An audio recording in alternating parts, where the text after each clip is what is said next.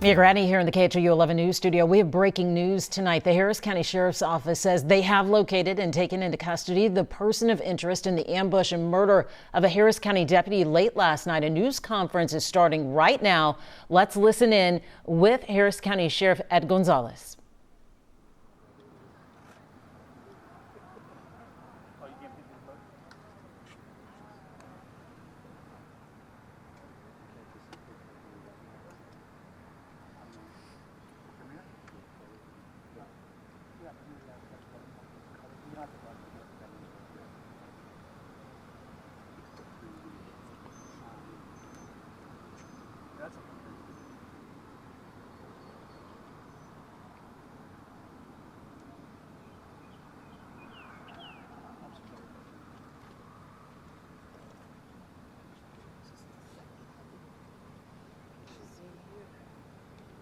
You're almost ready, Temple?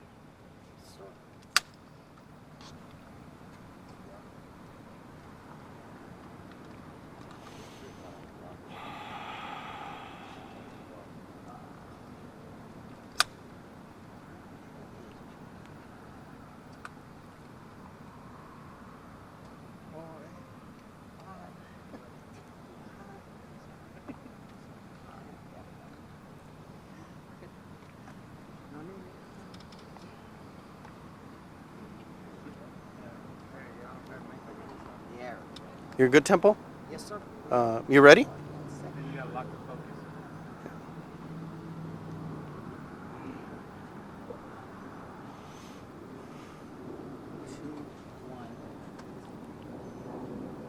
Set. Ed Gonzalez, Harris County Sheriff. This evening we want to provide an important update for our community.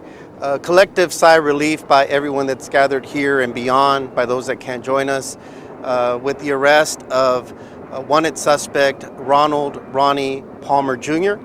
As you know, we've had an active manhunt for Palmer. All of this began approximately 24 hours. Again, it began first with an aggravated assault that had occurred at the Little Caesars on Wallaceville near the Beltway, where Palmer allegedly struck one of the workers after becoming upset at the worker because they had gotten his order wrong. And so he apparently struck him with a pistol, fled the location, and that began a chain of events. Deputy Esqueda, who had been working as search resources for us, we've been out in the communities since Monday. Our deputies have been working 12-hour shifts and then some to make sure that we're protecting our community as they recover from hurricane effects that happened days ago. And so Deputy Esqueda, just being proactive, continue to stay on it, and approximately sometime around 12 a.m., we believe he located the vehicle that was involved in that Little Caesars incident. We don't know exactly what transpired at that point. Again, we're still trying to put the pieces together. But at that point, it appears he was ambushed. He sustained a serious gunfire and was subsequently pronounced deceased at the hospital upon arrival. Since then, we're able to determine that Palmer, again, was indeed the suspect in that aggravated assault case. He was formally charged with aggravated assault. So he had an open felony warrant at that point, and since then there's been an active manhunt. Simultaneously, he also became a person of interest in the capital murder of Deputy Esqueda, and again the manhunt has been occurring since then. And a lot of different leads have been pursued. A lot of great follow-up investigation happened, leading to this location, the 12300 block of Gita Lane, Ghita. It's a two-story residence here at this location. It's not the only location we're focused on. We develop different leads, great police work, good old-fashioned police work, great work by our partner agencies to identify the location. This evening, with the support of Houston Police Department SWAT, the U.S. Marshals, Precinct 3 Constable's Office, our Harris County Sheriff's Office deputies, and others here at the location, were able to create a perimeter, were able to get prepared for entry, and at that point, suspect Palmer was able to exit the location without any further incident, where he was taken into custody. I believe the time was approximately around 7 p.m., more or less. I'd have to confirm that time, but I think it's approximately 7 p.m. There's still an active investigation here, follow-up wise, and our work is still continuing. I want to just be clear, he hasn't been charged yet with anything directly related at this point with the shooting death of Deputy Esqueda. But again, that's part of our follow-up investigation right now. It's been a very busy 24 hours. Our hearts are heavy, but we've all been talking just about the tremendous teamwork that we've seen from our partner agencies at the U.S. Marshals, the Gulf Coast Violent Offenders Task Force, FBI, ATF, DPS, our own Sheriff's Office family, units from all over our county, HPD. Everyone has just stepped up, one mission in mind, to make sure that we continue to protect our community and hopefully could bring some justice to our fallen brother. We extend our deepest condolences to the Esqueda family. They're a wonderful family. He's an amazing young man, taken far too soon, a hero. He was a true crime fighter that always was go, go, go, and was just loved serving and protecting people. He loved being a cop. He loved being a Harris County Sheriff's Office deputy, and he will be missed. He leaves a tremendous void. Briefly in Spanish, esta noche terminamos la búsqueda del sospechoso Palmer, que fue localizado aquí en una vivienda, en una residencia. No era de él, sino parece que es alguien conocido. Lo pudieron arrestar sin incidente. Nos ayudó muchos compañeros del HPD SWAT, nuestra oficina de alguacil, la oficina federal de los U.S. Marshals, el precinto 3, muchos otros que ayudaron a poder arrestarlo sin incidente. Y obviamente nuestras oraciones siguen con la familia Esqueda, que están muy heridos y tristes por todo lo que ha pasado, pero ojalá que esto les pueda dar un poco de calma.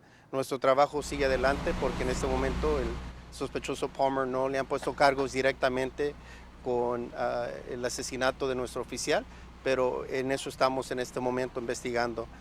Si alguien tiene información, le pedimos que por favor nos llamen. If anybody has any information about this incident or incidents, we ask that they still please contact us. They can contact the Harris County Sheriff's Office Homicide Division at 713-274-9100 with any additional information.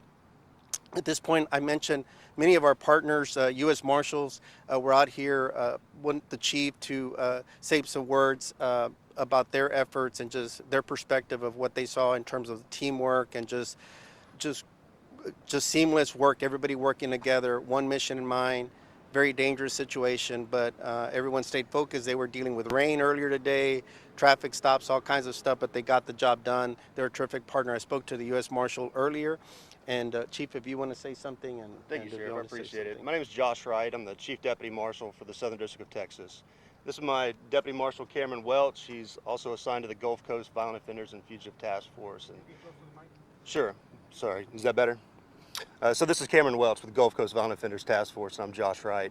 And what I want to say is that, from the time we got word about the loss of one of our law enforcement family, the phone calls started going off. We got everybody we could, and I'm not talking just from Gulf Coast Violent Offenders Task Force, but all of our law enforcement friends. We all came together, and we had one mission, and that's to find that suspect and bring him safely into custody without incident. And that's exactly what happened today. And I just want you all to know, and the sheriff and others, and those that were calling in with tips, that we're tremendously grateful and thankful that this was the outcome today, and I'm very proud of all of our partnerships. Thank you. Like the Chief said, my name is Cameron Welch. I'm a Deputy U.S. Marshal here assigned to the Gulf Coast Violent Offenders Task Force. Our thoughts and prayers go out to our fallen brother and his family and co-workers and friends. It's been a very difficult day in our community, and we came together as law enforcement partners, and we just really did just good old police investigations. We were following up on tips, and we just weren't gonna be stopped. We weren't stopping. We were just vigilant in everything that came through, and followed up with every tip. No stone was left unturned, and we were just very fortunate that the outcome today was what it was. So, Thank you, Cameron. And it really was just an incredible feeling in the midst of heartbreak and sadness to just really see law enforcement come together, being in our command center and seeing everybody just working together, you know, using their collective brain power, technical skills, and acumen, just to really continue to push forward, tired, and just putting this case together. And it's something that always amazes me about American law enforcement, Texas law enforcement. And it's just something that we all are really proud of. I also want to commend our team here. We've been taking turns rotating in and out, but Major Collier was at the helm here as things were unfolding. Sergeant Lee has been always on point. Chief Wynn as well has been very instrumental as well. And we have Lieutenant Reyes as well that were here, and many others that are back, you know, processing things and connecting dots, and the work still continues, like I said. And I think just in closing, one of Fernando Esqueda's best friends, when I shared the news, he was relieved, and he said Fernando would be very proud at this moment because he was such a cop and he loved good police work. He was all about that. So he would really be very proud to see just everything come together in this investigation. And his work was not in vain. He was relentless in going after a serious offender that had harmed a young man, a poor young man that was just working to serve the community during the hardships and recovery of a hurricane. Just because they got a simple order wrong is no excuse for him to, and he's traumatized, he's assaulted, he had a serious wound, but, and Deputy Esqueda was not gonna let that stand. And so he went after him, and we finished the job. And again, there's still more work to be done. There's a lot of work to be done, but hopefully this brings some closure. And again, thank you also to our community for the support. You know, the district attorney's office was very helpful. The Crime Stoppers, just everybody coming together, and our community for, again, their thoughtful prayers from all over the country, frankly, that have called in. I'll go ahead and pause now and take some questions. Sheriff, this could be for either you or for the marshal, but you talked about how you looked at every tip. How significant, how big of a difference did those tips make for this outcome? I think it's a combination of things. I think we take tips that come in, you know, we try to get the information out. Crime Stoppers is a great partner, but again, also good police work of people talking to people, the relationships they have, us, you know, following up on just, you know, our own follow-up and developing our own leads. Sometimes we don't just rely on one strategy. We're looking at different things. At the end, it all just kind of came together. Again, we were at that point, when we were here, we were also at other simultaneous locations at the same time. It just happened to be that this was the one that we lucked out. And I always remind people not to be harboring wanted fugitives or anything like that. I always make it a point to let them know that they could be held accountable. I still don't know the connection here. Obviously, he had some connection to this house. I don't think he was the owner of it. I think it may have belonged to an acquaintance of an acquaintance or something like that. Again, that's gonna be part of our follow-up. But rest assured, if charges can be filed on somebody for hindering a fugitive, any fugitive, Gulf Coast violent offenders and the U.S. Marshals do this all the time, is we're not going to tolerate people hiding people out that pose a danger to our community. Was anyone at home at the home that you found? Was there anybody at home when? No, at the time of the arrest, just our fugitive was inside the location. Based off of our investigation, we believe he was there for about 2 hours. And had been moving around since last night? That's correct. As far as the people that captured him, is it the same agency that the deputy works for? Is it the same group of people? Yeah, one of the things, like I was saying, is, and I think this is an important aspect, it doesn't always happen like this nationally, is we work so well together that there's no egos here.